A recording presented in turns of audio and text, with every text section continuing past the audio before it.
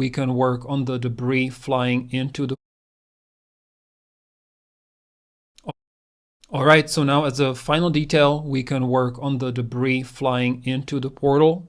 So let's make this from scratch with a new Niagara system, NS debris, and a new minimal emitter.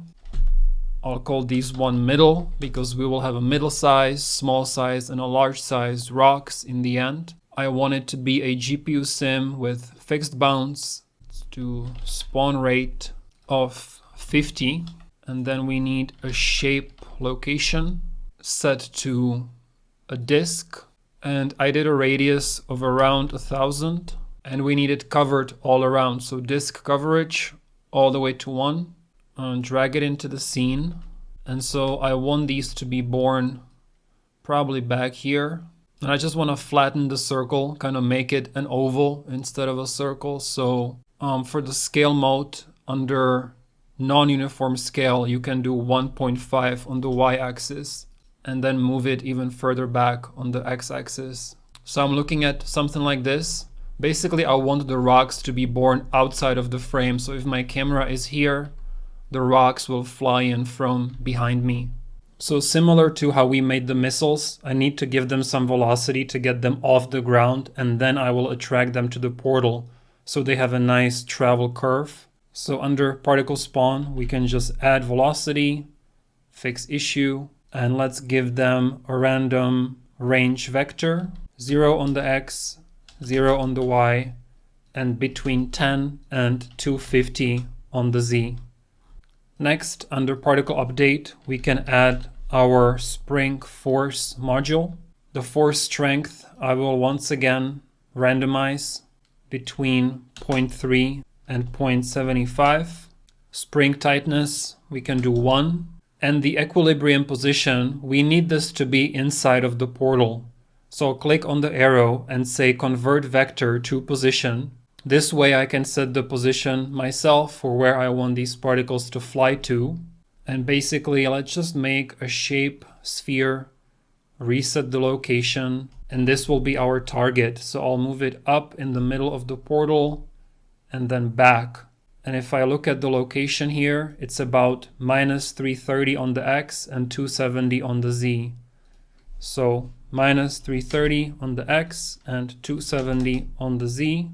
So that's not bad. Maybe they're flying a little bit high up. So for the z, I'll just do 200. I need them to die by the time they reach the inside of the portal, so they're not accumulating back there. So for the lifetime, let's try 3. By the way, if you start running into an issue where the particles are disappearing, like they do for me, sometimes it's because of the bounce. So here under properties, you can open the fixed bounce and just add a 0 to this number, to all of them. So minus 1000 on every axis and plus 1000 on every axis. And that sometimes helps with them not getting cut off, right? So now I can move my camera everywhere and the particles are not disappearing anymore. So now we don't want particles, we want meshes. So you can turn off sprite renderer and enable the mesh renderer. You can expand meshes. And we need to replace the default object here with a rock. So I'll just search for sm_rock. And this is an object that should be in your Unreal Engine by default. If you're not seeing it, then feel free to use any 3D rock model that you can find online. This can be anything. And we need to scale these down and randomize their size. So initialized particle will be using the mesh scale mode, not the sprite, right? So mesh scale uniform, and I want to randomize it. And then I want to randomize the maximum one more time. And I want to randomize this maximum one more time. And you can do 0.002, then 0.005, then 0.01, and finally 0.25. Let's check what that looks like. Cool. I mean, maybe some of them are a bit too big, so maximum, let's do 0.15. And right now they're all rotated the exact same way. So under particle spawn, we need to add a initial mesh orientation, which by default is set to random. So this will give them a random initial rotation, but I also want them to spin slightly over their lifetime as they're flying. So under particle update, you can add a update mesh orientation, and this will make them rotate around as they're flying in. It's a subtle difference, but it makes a difference. And you don't have to do this because they do just die over here behind the smoke, but we can scale them down over time. So instead of sprite mesh size, we need to search for scale mesh size this time. Right, so the way this works, you get the X, Y, and Z size, but we want to control it with just one number again. So I'll just say vector from float, and then I want to control it with a curve. So I'll click on the arrow again and say float from curve. And I can give it that preset ramp up and down and move the first point to, let's say, 0.1. So they scale up very quickly, and then I want them to remain large until the end of their life. So make a point back here. So basically they scale down to 0 after they're already inside of the portal. And so actually I'm pretty happy with it as it is. But just to add one more layer of detail, you can simply copy this emitter, Control V. Let's call these small. And these can be attracted into the portal a bit faster. So spring force, minimum 0.5, maximum 1. And for the scale mesh size, you can just set the scale curve to 0.5, and this will globally scale them all down. So now you'll have some smaller particles flying in with the bigger ones, and the smaller ones are flying in faster than the bigger ones, right? And then if you wanted to, you could do one more copy and make big ones, but actually I think some of these are already big enough. So I'm gonna call it good. In the trailer shot, I also added the ground dust, which is the exact same simulation that we made with the force field. So feel free to add that. You already know how to do that. And with that, this will be my final result. So thank you for following along with the course. In the next video, I will give you a preview of some of the advanced features that we didn't get a chance to touch in this crash course.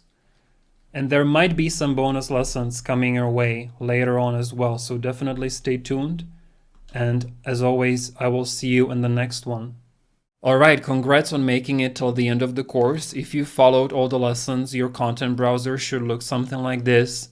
So we've covered a lot of ground, but we've still only scratched the surface of everything that's possible with Niagara fluids, chaos destruction. So for example, we've only ever used one emitter going into our fluid simulation, but it is actually possible to link multiple emitters, which for example allows for effects like this where you have multiple explosions going on within the same simulation grid. It's also possible to link Niagara fluids directly to your third-person character, so you can emit smoke at real time, just like this example here. You can even do a real-time flamethrower like this. So these examples that I'm showing you are from Niagara Immersion and Chaos Destruction, both of which are included in the Unreal Mega Bundle. I also cover a lot of different water simulation examples. I really go deep on all the splash and foam settings, how to generate more or less of it. I also cover how to emit Niagara fluids out of your Chaos Destruction simulations. So at this point, there are over 285 lessons included in the Mega Bundle. I recently expanded it with 35 new lessons covering new features in Unreal Engine 5.5 and 5.6. So you might have already seen this trailer with all the various examples that are included in the 4 separate courses, all 4 of which are included in the Mega Bundle. So if you enjoyed learning with me and you'd like to continue the journey to real-time VFX in Unreal Engine, also included is the updated Unreal Motion course where we cover all the new motion design tools features which are also helpful for VFX. So there's definitely a lot in here to take you from an absolute beginner to an advanced level at real-time VFX. I will be opening the course again soon, so make sure you join the waitlist. Thank you again for following this course with me. I am already planning some new bonus lessons that will be coming your way soon. And until then, take it easy, and I'll see you in the next one.